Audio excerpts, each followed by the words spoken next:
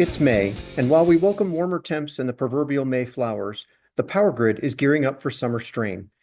PJM Interconnection recently released its summer outlook, showing that while it has adequate supply to meet typical peak demand, an extreme scenario could spell shortages, and this summer could be hotter and drier than average, according to forecasts. The North American Electric Reliability Corporation, or NERC, is also pointing to potential challenges during periods of peak demand.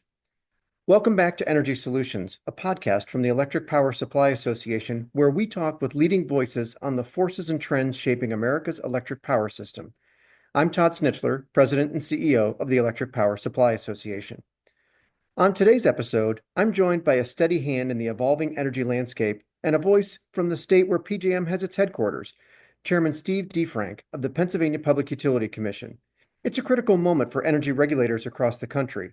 Pennsylvania, like many states, is grappling with rapid load growth driven by data centers, manufacturing reshoring, and electrification.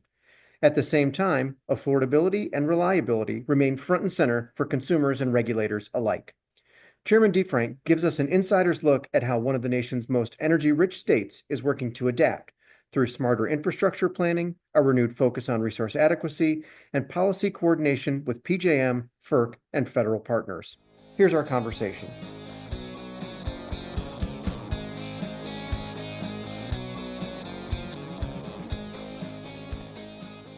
Chairman DeFrank, thanks for joining us. Thank you. Thank you. We certainly appreciate it. So with that, let's kind of start right at the beginning. Can you give us an overview of Pennsylvania's energy landscape and how the state's adapting to increasing electricity demand? Because it's all we seem to talk about these days, and I know you guys are front and center on that conversation. Well, we hope to be, and that's what we strive to be, is front and center in that conversation. Pennsylvania has a long, rich tradition of being an energy leader nationally. From the first commercial oil well, Drake's Well in Titusville, Pennsylvania, in the 1840s, to mass production of steel with Bessemer furnaces and Andrew Carnegie at the turn of the century. Pennsylvania energy and energy production has built this country. And we hope to be in a space where we're ready to take this into the next step, the next phase, and be a driver of AI and data centers, and be a leader nationally in that space. I'm glad you jumped right into it because it will surprise no one that we're going to talk about data centers and load growth and all that. But as you mentioned, we're seeing a surge in Pennsylvania, but also in other states around the country with energy intensive sectors of the economy like data centers, but also reshoring of manufacturing, transportation, electrification, et cetera. How's Pennsylvania preparing for the growing demand while we keep an eye on reliability and affordability? Because I know those are two of your top priorities. Right. So how are you trying to juggle all three of those things? So, it's challenging, and we are a restructured state. Yeah. So we do not control generation. We can't tell PICO or PPL, hey, you need more power, go build it. So we have to finesse how we impact that area of energy service, and energy production. While we do not have direct regulatory oversight of generation in the Commonwealth, we do have regulatory oversight of our EDCs Mm-hmm. to provide safe and reliable service. Yep. So back in November of last year, we convened a technical conference where that was a question asked of EDCs, with the low projections of the future. Where are you going to get this power from? Mm-hmm. How are you going to provide that reliable service that you're required to under law that we regulate and oversee? One of the things that came out of that technical conference was EDC load growth projections. Mm-hmm. And that is, again, we've been restructured since the mid 90s. So at that time, integrated resource planning, we turned over the keys to PJM. And all those folks, all the staff, all that in-house expertise either had left, retired, or if they are still here, the staffer hasn't done that work in 30 years. Mm-hmm. So we are in a position with every other restructured state in the PJM footprint of figuring out how we look at resource planning to see what exactly needs we are going to have in the future. We realize, PJM's load growth projections, and we value those, but we also want to know what the generation outlook is, not only in our state but within the entire grid, and match those with our EDC load projections here in the Commonwealth.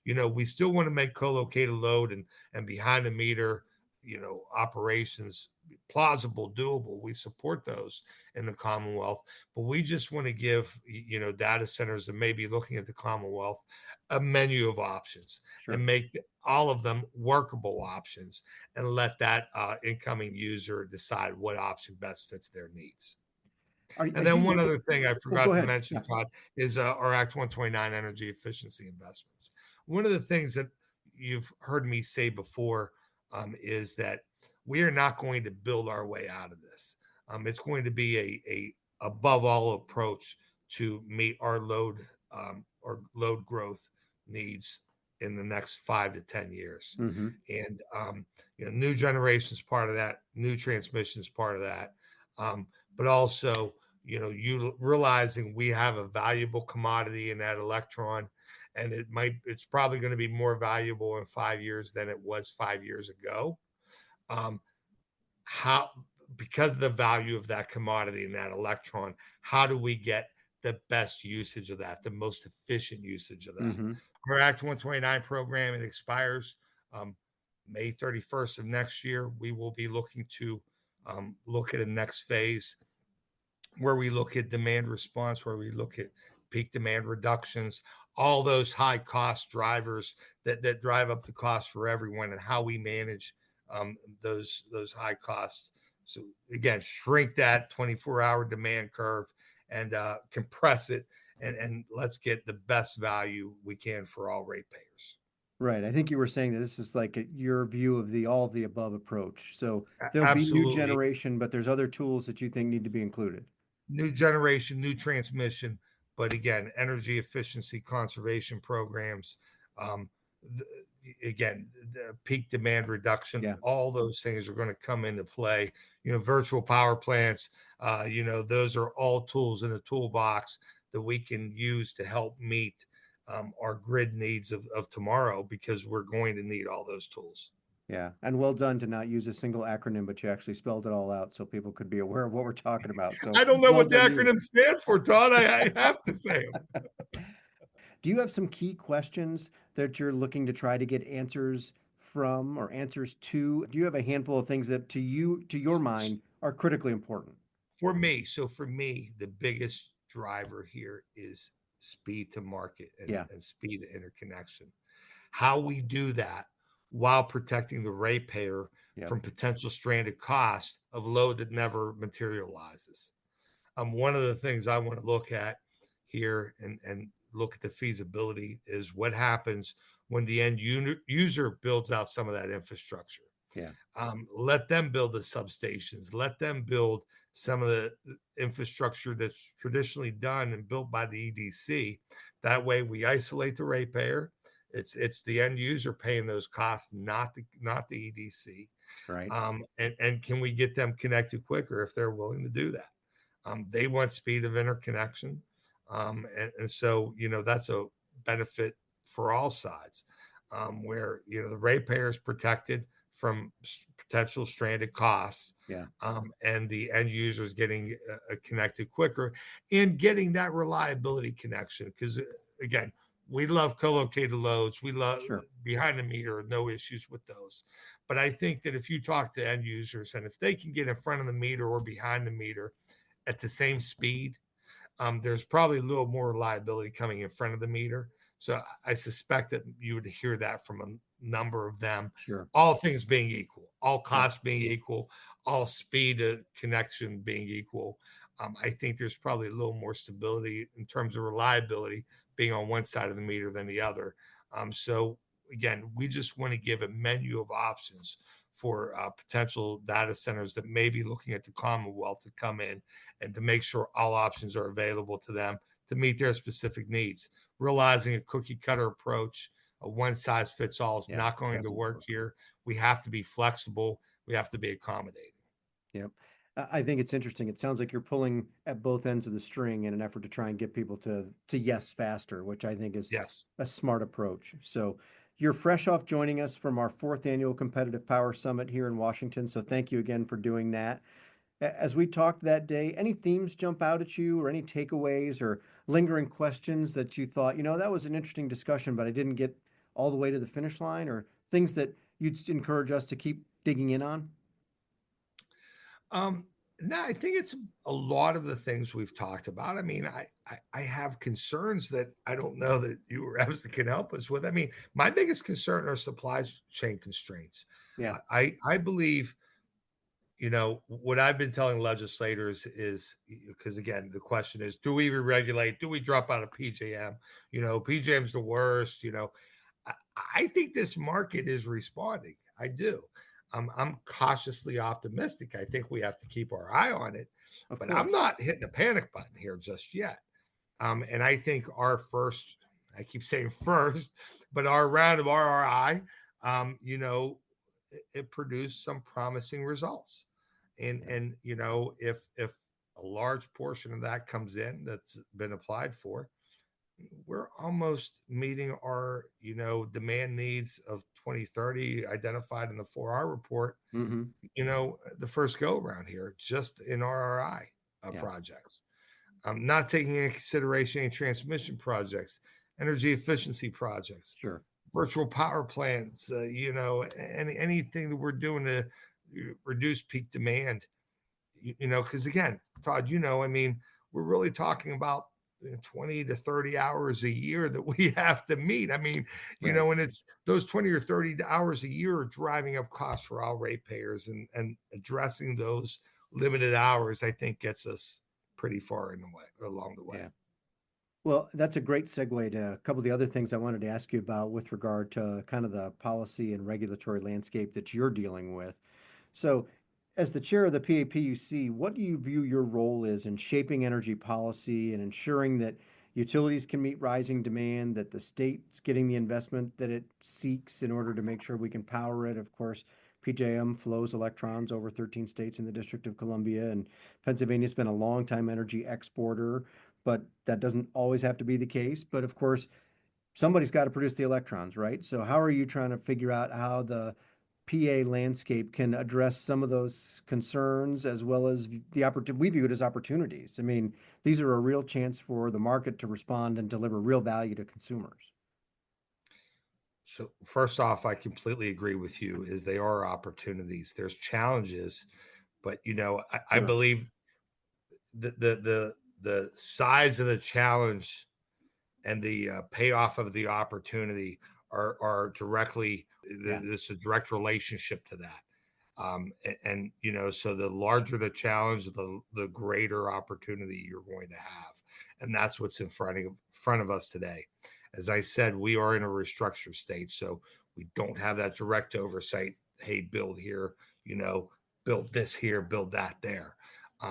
We have to uh, finesse it a little more, working around the edges more, and we do that through advocacy, whether it's advocacy directly at FERC, Hmm. where we're active in filings there, and dockets there, matters proceedings there at FERC. We're active in through our involvement in OPSI. As you know, I'm the OPSI board member from Yep. Pennsylvania. So, that position gives me access and interaction to the PJM's board, Yep. PJM's senior management. So we're constantly in communications with them. The OPSI position in and of itself, I mean, Todd, that's almost a full-time job. I mean, a number of, Yeah. I have one staffer here dedicated on my staff just doing wholesale markets and OPSI. Yeah. And I mean, the number of calls he's on a week, along with me, that's almost a full time job in and of itself. Yeah. So, You still have this other that thing like advocacy, running a commission you're supposed to be working on also. right, right. But that advocacy is huge because that organization gives us a soundboard Yeah. to help us impact policies that are going to be impacting and affecting us.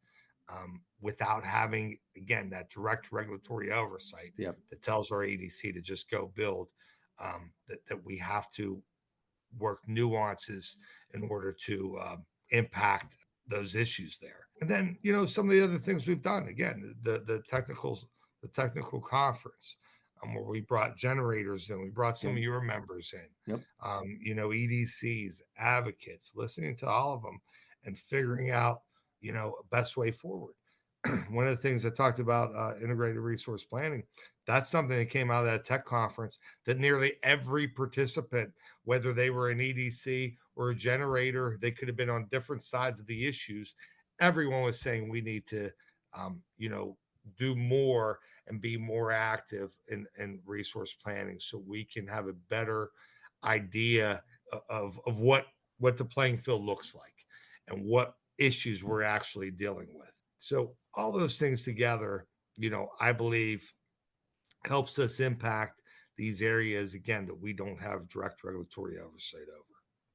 So on the areas that you do have oversight over, how do you work or think about the commission balancing the need for investment in the grid infrastructure to interconnect some of these existing and new resources, along with protecting consumers from excessive rate hikes? We're starting to Mhm. hear a substantial amount of noise about the increase in electric bills, and it's not just in PA, it's in a number of states outside of Sure. PJM, inside of PJM.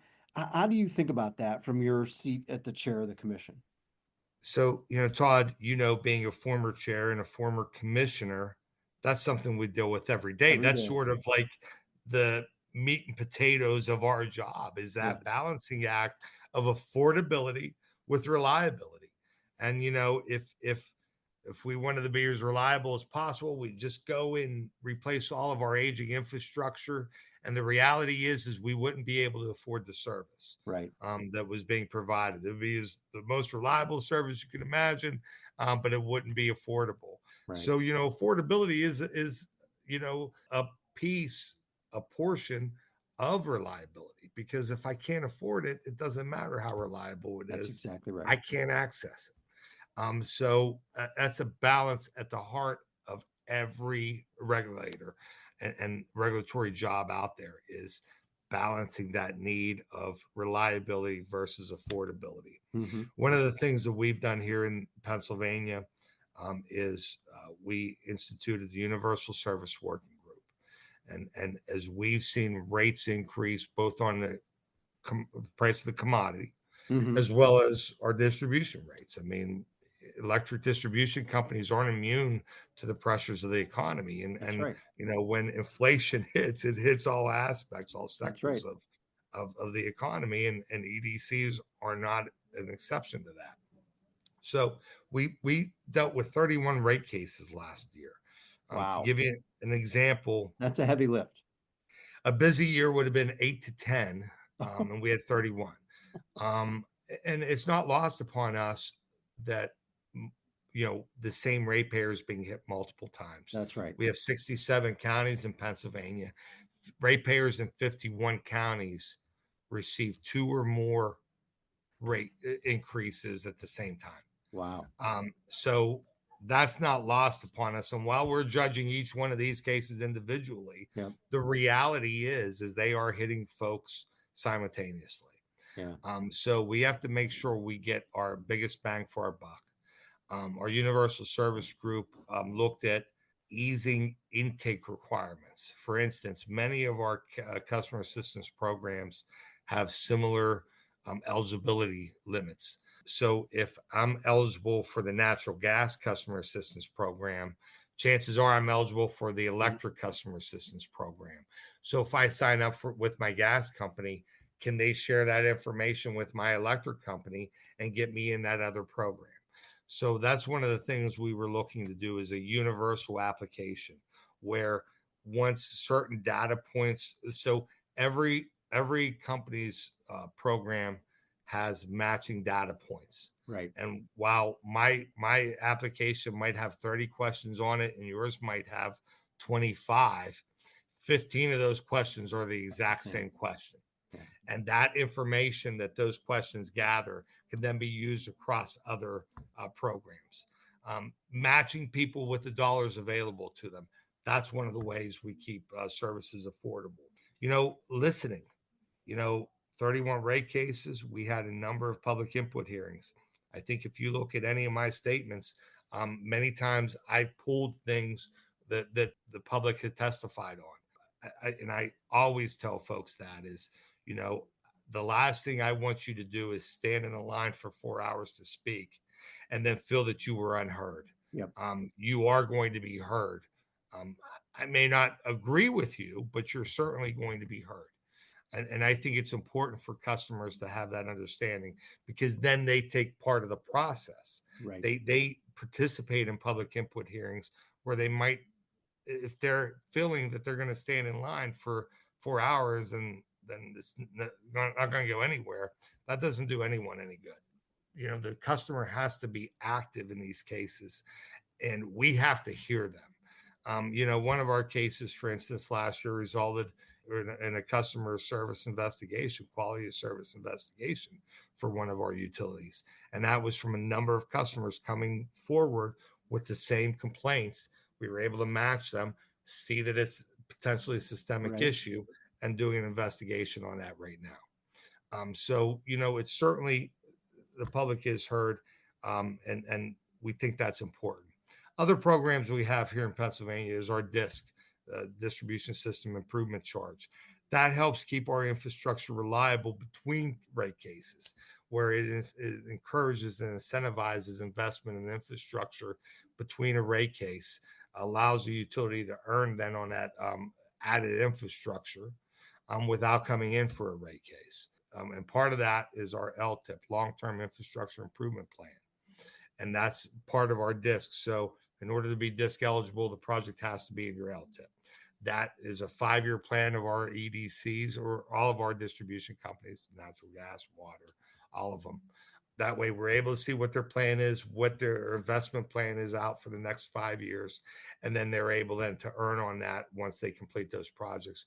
Projects has to be in service. Customers have to be benefiting from them in order to be paying for them. That makes a lot of sense. As you listen to your explanation of how you're interacting with your peers and with your constituents who you are trying to mitigate those expenses, can you turn your eyes to the other side of the table and think about how you're interacting with our federal colleagues? And so, at the Competitive Power Summit, we talked a little bit about cooperative federalism, and I like to emphasize the importance of cooperation. I'm curious how you see the balance between state and federal authority playing out in Pennsylvania. Is it working? Is it out of balance? Are there things that you think need improvement? Kind of what are your thoughts? Right. So not our last. So two public meetings ago, I look up and Mark Christie's there in the crowd. Mark Christie's in our public meeting. I gave a shout out to him and recognized him. But we have a great working relationship with our FERC commissioners. We have 5 great FERC commissioners right now, dedicated public servants. Anytime I have an opportunity to interact with those folks, I do. And it's just been a great working relationship. Um, I think that's the key is getting to know folks and feeling comfortable with them and being able to have access to them is important so they know some of the issues that you're dealing with in your given state. They have to deal with 50 states in the District of Columbia. They have a tough job to do. I know how hard my job is. I couldn't imagine on that next level how hard that is and how many different directions they're being pulled in. So I certainly appreciate their access. They've always, all 5 commissioners have always been very accessible to us here. And we certainly appreciate that because that interaction is what I think you're talking about in helping us, that cooperative federalism that you talked about. I think that's important. One of the things that came up in your conference, and it was our moderator's last question. If what if we had a magic wand, what would we want? And that is that as we deal with some of these data center issues and these large load user issues, that we get a level playing field and a uniform playing field where those roles particularly for behind the meter or co-located loads, that they're set either at the RTO level or the national level. Mm-hmm. What I'm concerned about is that, we pit one state against another state, and we're in a race to the bottom, particularly with co-located loads. Right. And that often is the case with economic development, right? We see who can Absolutely, give away the store first. absolutely. So as you look at it, are there any specific policies or incentives that Pennsylvania is pursuing to attract energy intensive industries?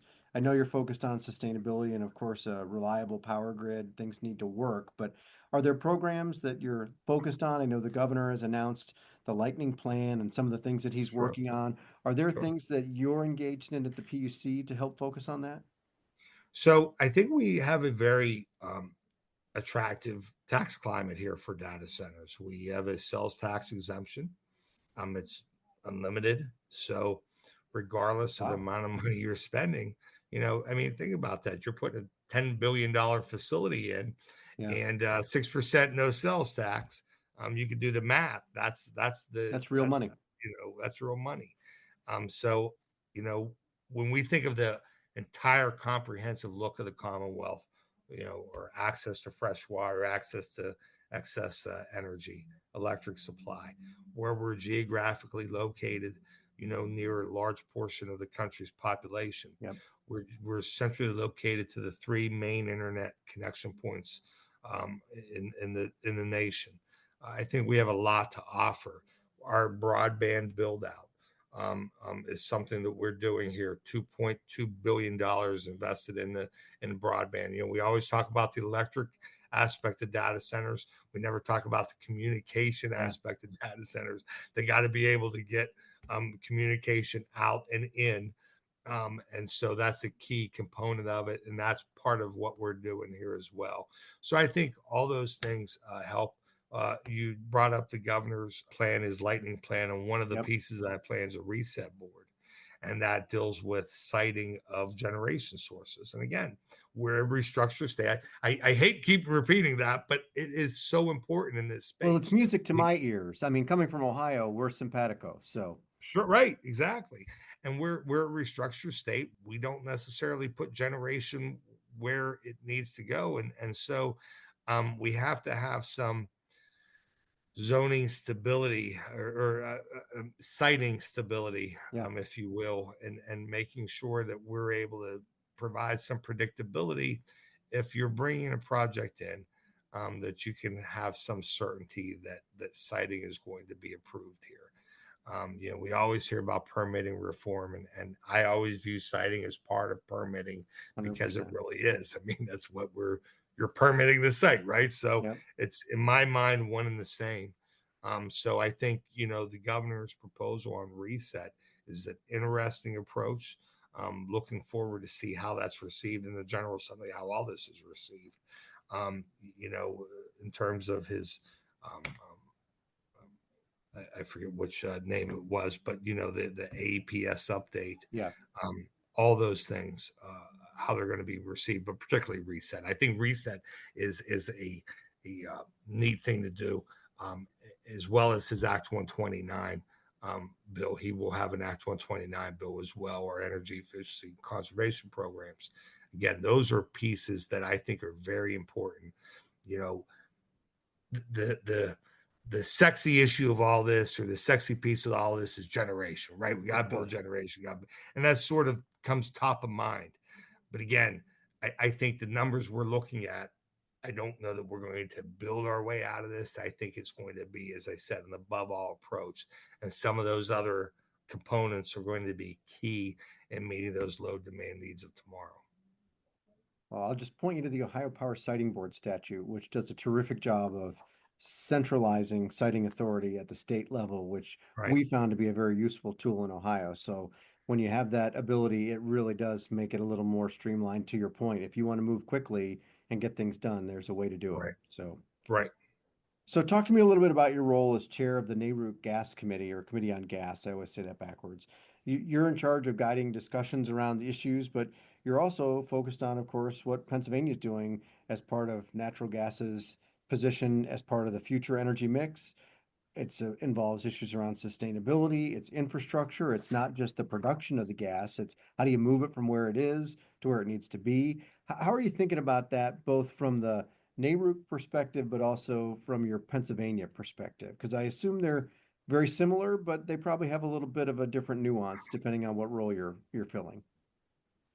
So this is a great question, and thank you for it, because this is something that, I've talked a lot about prior to becoming chairman of the gas committee at NARUC. And I thank President Pridemore for the position, for the appointment there. It is important that Pennsylvania has a strong voice in that Hmm. committee, given where we sit nationally in natural gas production. Right. We're one of the leading producers in the country, and we have a lot of supply under our feet here. So we want to make sure we have an active voice at the table, in those discussions. Um, one of my one of my first panels that I did in February was, and I call it electric gas coordination, but it's not electric gas coordination how we typically think, because we were always looking at it from the market end, and Right. how we match the gas purchase market up with the energy or electric market, and those are challenges, but we go beyond that, and I think that meet these need demands of tomorrow, the demands, the electric demands of tomorrow, we have to have a coordinated uh, infrastructure approach.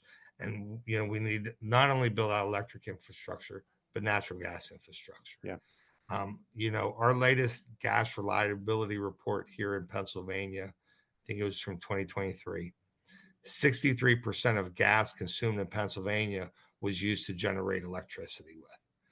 Um, and, a lot of folks realize it's over 50%. A lot of eyebrows raised when you say 63%. That's a big That's a number. big number. And so we have to make sure we have the gas infrastructure to get that commodity to the Hmm. generator in order to produce electricity. So it's not just about electric lines and electric transmission lines, it's about gas transmission lines, Yeah. because you're using one fuel source to create another commodity, one commodity to create another commodity. So you have to make sure infrastructure for both commodities are adequate. And that's something that we've I'm not going to say we've struggled with in Pennsylvania, but it's a challenge that we've had in Pennsylvania. Sure. And I think in other states, I mean, you know, uh, I've my previous role as a consultant, I've represented some pipelines, and it's surprising that Yeah. you have some opposition, and sometimes it's opposition from people who actually work in the industry. Because Yeah. I don't care if it's in my neighbor's backyard; I just don't want it in my backyard. And we just can't think that way, and Yeah. we need that infrastructure throughout. And it's getting our sectors to realize that as well. Um, you know, uh, I always tell this story. I was on a call recently with a midstream provider, natural gas midstream provider, and one of the VPs made a comment about how, you don't see our transmission infrastructure. They're on the ground. They're not those big ugly wires going over a mountain. And I'm thinking, call them out on it. Like, well, it's not either or. We need both. And Right. if your number one customer is using your product to make another product, Yeah. I want to make it as easy to get that other product out to market as I possibly can. So, I mean, it's all this infrastructure. That's how we meet those needs. Yeah. And that's something that I hope to talk more about as gas committee chair. I think we're going to be doing a similar panel at MAC Group coming up in June on that same issue of electric gas coordination, not from a market standpoint, though, from an infrastructure standpoint. Well, and it's safe to say we're going to need infrastructure of all types. I think that is Yes. universally agreed upon at this point. So as we talk about that, what do you think are some of the challenges that Pennsylvania faces in meeting the rising electricity demand? Is it siting? Is it workforce? Is it supply chain? Is it all that and more? Or we've got it well in hand, we're just trying to put all the pieces in place? Or kind of tell me how you're thinking about it. I think it is all that. I think it's all that working concurrently, though. and simultaneously. That's what our challenge is. Again, And it's a boy, big that's a big challenge. I'm not challenge, saying right? it's easy, Yeah. but making sure all this is happening at the same time. Yeah. We have a lot of balls in the air. We have to keep them all in the air. That's our challenge. But it's all of the above, in my opinion. Yeah. Everything you said, those are the challenges we face, and that's how we look at it. Again, we do need more generation. We do need more transmission, both natural gas and electric. And then we also need programs and policies in place that help us manage load better, that help us manage peak demand times better. Again, those 20 hours, Yeah. 25 hours a year, or boy, they drive cost up for everyone. And getting a better handle on those hours and helping to deal with those few hours Yeah. is going to be a huge financial benefit for all ratepayers. That's how we meet the demand and keep it affordable. Yeah, and I like your analogy about keeping the balls in the air because there's a lot that we're juggling. I Yes. sometimes refer to them as balls that are made out of glass because boy, if any one of them breaks, it's you got a real problem. So Yes. You're we're not right. juggling basketballs here. So let's get to the 800-pound gorilla that's in the room that we haven't talked about, which is PJM interconnection, everybody's favorite subject these days. So they play a critical role in managing the region's grid. How do you find the coordination between the PJM team, the PAPUC, the utilities, stakeholders like EPSA's members and others to ensure resource adequacy, both on the capacity side, but also on the transmission planning side? Because as you noted a minute ago, it's not just one. Like we've got all these things Yes, that we're sir. dealing with. How do you view the effectiveness of the working relationship? Do you feel like we're at a reasonably good spot? Of course, as we record, Manu Astana, the CEO of PJM, has announced that he'll be leaving at the end of the year. So we've got a transition that's also going to be taking place at the same time. So kind of give me your thoughts about how you interact with PJM and how you think the process is working. So we've had great interaction with PJM, and we always have. I mean, I know some of my colleagues in other states do not share that opinion. I think PJM is sort of an easy target. Um, you Seems know, to be these it, days. it absolutely is, and it's all Monday morning quarterbacking as well, Yeah. which you know. One of the things I brought up when I spoke at your conference, Todd, and that was it was an OPSI panel. I said this, and I had my staff pull the OPSI spring meeting from the year before. So this would have been March, April of 2024. Yep. We were in Jersey City, and we pull the agenda, and the words data center did not appear on that agenda. That didn't take long to become a major issue, did it? Okay. Now, large user load was on there and other terminology that referred to them, but the term data center did not appear on there. Fast forward to this year's OPSI agenda, and I'm not sure you could avoid finding the words data center Yeah, pretty much in every panel that was coming up in one facet or another. sure. So it shows how quickly this has changed. And, does someone want me to point in PJM? Well, they should have known about this. How would they have known about it? If they would have started sounding the alarm, you probably would have attacked them for being alarmists. And you know, you know how this goes, Todd. The Yes. folks that find an issue with someone are going to find an issue with someone, Right. regardless what that issue is. That's right. And I think that's what we see a lot with PJM. Again, do I think they were doing things wrong at times? Absolutely. I think when we talk about the queue, I mean the whole RRI concept. You know, I advocated for as soon as I got on OPSI in January of 23 because it just seemed like a common sense approach to me. Why were we treating all these projects as greenfield projects when we had a lot in our state that weren't greenfield Yeah. projects? There were shuttered coal plants that were being retrofitted to be a natural gas plant. That's not a greenfield project. You already have interconnection established. You're already to put shovel in the ground. Yep. Why are you making them wait years and years for this at the back of the queue behind projects that may or may not ever be built? So that seemed like a no-brainer to me. And year and a half later, it actually came to Turns fruition. out Chairman DeFrank was correct. right. So I did. I don't think it needed to take that long, though. You know what I mean? I wish that Sure. we would have been on this a little sooner.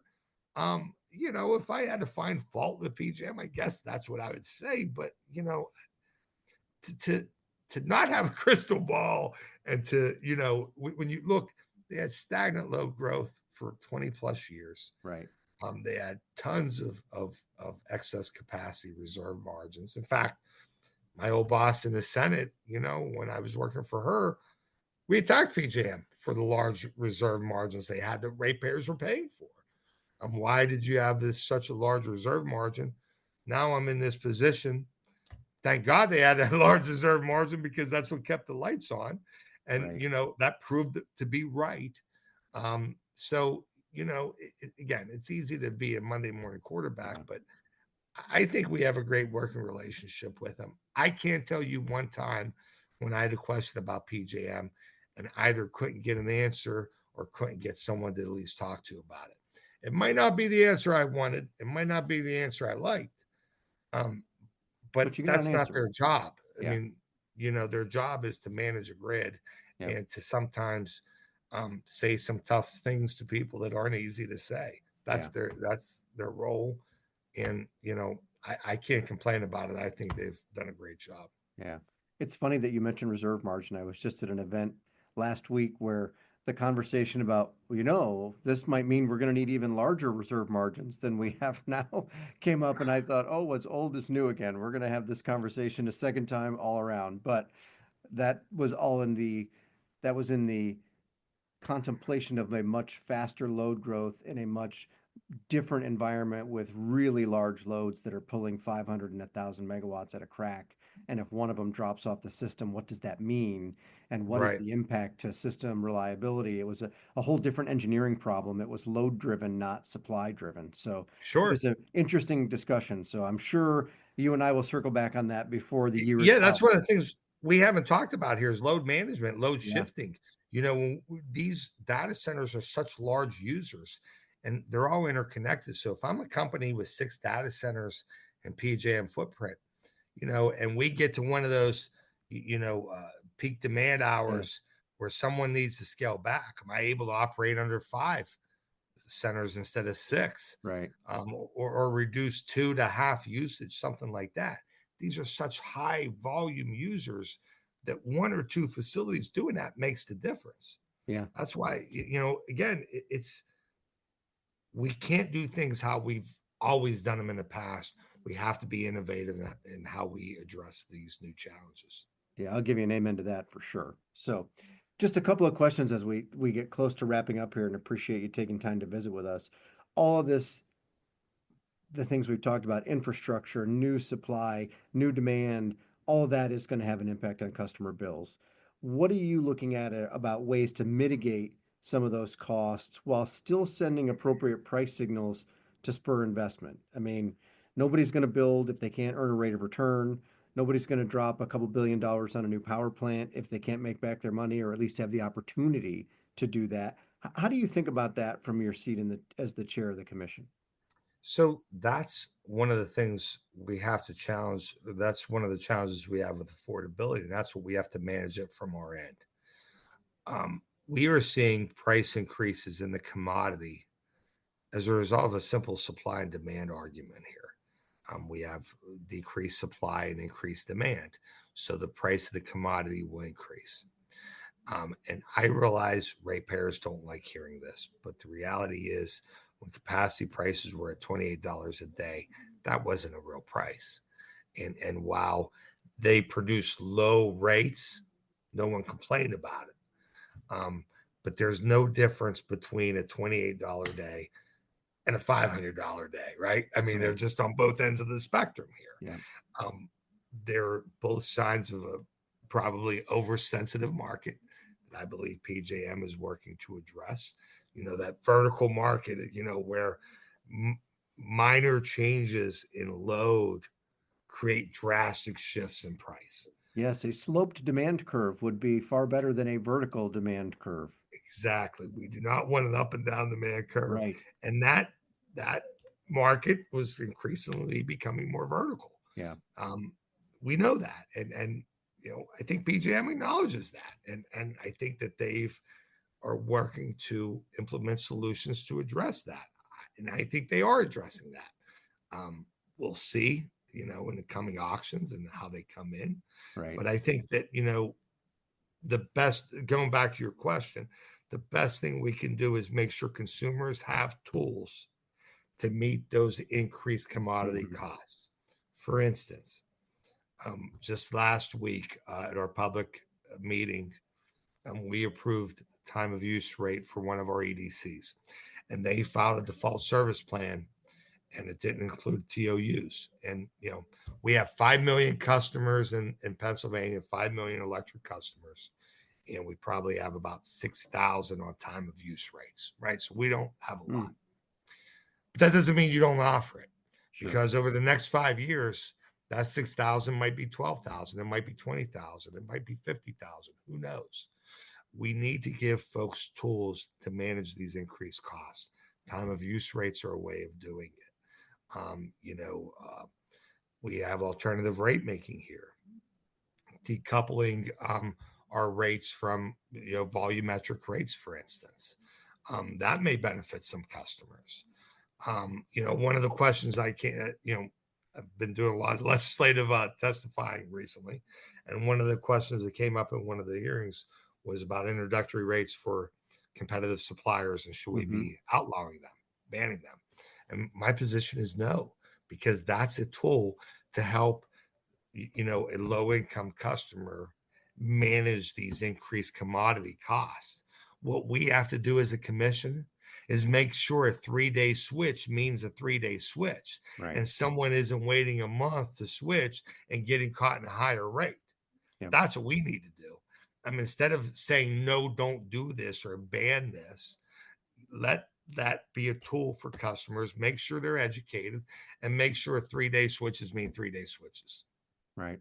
Well, and at the end of the day, Pennsylvania has rules very similar to Ohio, if memory serves me correctly, that if you sign up for a fixed price retail contract, fixed means fixed, which means Yes. you're agnostic to the capacity price increases. That's on the supplier to have hedged those bets and Right. not on the consumer. So there are Right. tools available, which I think more people perhaps hopefully will pay attention to those, because I think that's how one another tool, as you note, in the toolbox to help mitigate that risk. Sure.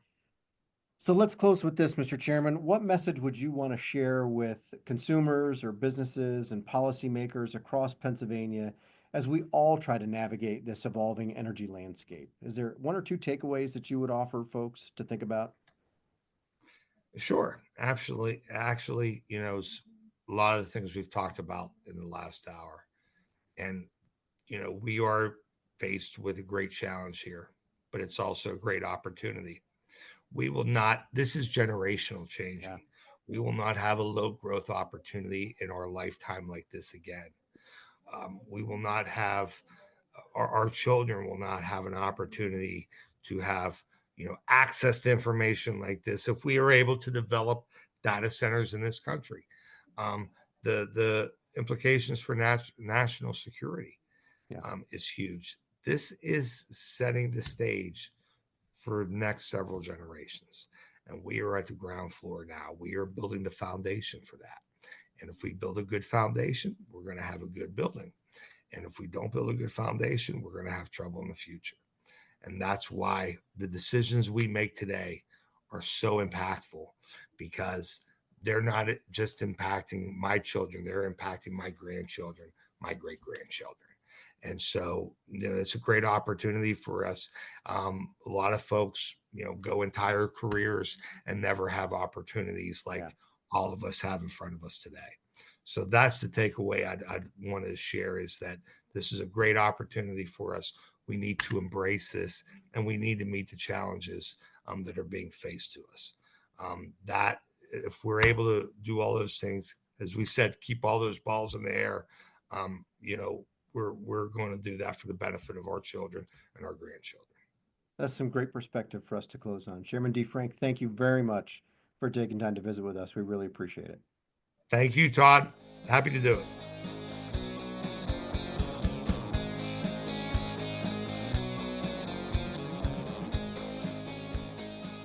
That's a wrap on today's episode of Energy Solutions. A big thank you to Chairman Stephen DeFrank for joining us and following his appearance at EPSA's 2025 Competitive Power Summit this April. If you want to hear more from Chairman DeFrank, you can watch video of his summit panel on our YouTube channel, along with more video from the day. And be sure to check out our most recent Energy Solutions episode featuring insights from FERC Commissioner David Rosner and Georgia PSC Commissioner Tricia Pridemore, recorded live at the summit. And don't forget to follow EPSA on X at EPSA News, on LinkedIn, and on Blue Sky for more updates on policies, trends, and solutions as competitive power providers race to meet the moment and deliver much-needed megawatts to feed rising demand. Our music was written, produced, and performed by Let Me Hold That Ltd. Thanks for listening. We'll see you next time.